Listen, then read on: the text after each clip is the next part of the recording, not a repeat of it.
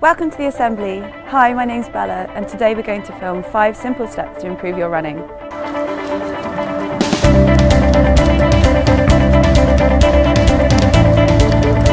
Number 1, we're going to do a march with high knees. Number 2, we're going to do a slalom jump. Number 3, we're going to do heel digs. Number 4 is ankle rotate and number 5 is over the gate. So number 1, we're going to do a march with high knees. It's a great way to limber up before you get running and hit the streets.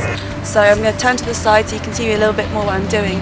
The whole point of this is to activate your core, which is something you really need to use in running. So you're marching like so, but you remember to use your abs to pull your knees up. Don't just like this. You pull it up, and pull it up, and pull it up, and pull it up. So you kind of want to imagine your knee coming up to about probably where your boobs are or something. So you're marching like this, okay? So that's number 1, a march with high knees. So number 2 is the slalom jump. You might look a little silly when you're doing this, but as long as you've got a good song on your iPod, then you'll be fine. So what you want to do is essentially, it's just this. How it works is it's stimulating your ankle muscles, so it's getting ready for, when you're picking up the pace. You're using the entire balance system and also getting your heart warmed up, a little bit of cardio, a little bit of sprint, that kind of action.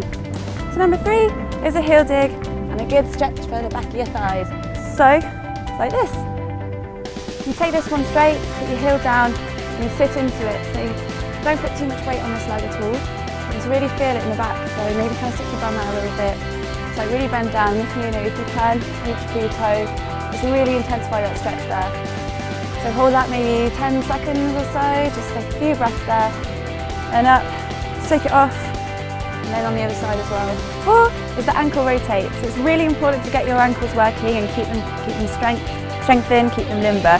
So it's pretty easy again. So maybe lift your right foot up, hands on your hips for a little bit of balance, but out if you need to. I think on the hips is easier. And basically what you want to do is create little circles, going to the right with your ankle, and then going to the left with your ankle.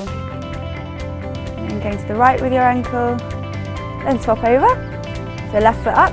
If you're finding it hard to balance, maybe find a friend or a tree or a hunky dog walker, anything you need. So number 5 is over the gate.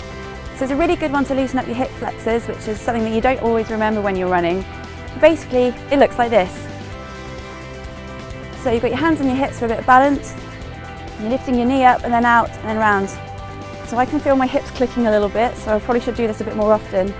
Just imagine that you're climbing over some stiles in the countryside. Maybe you're a steeplechaser, jumping those fences. So once you've done it a few to the outside, you want to bring it to the inside. So you're coming in like this.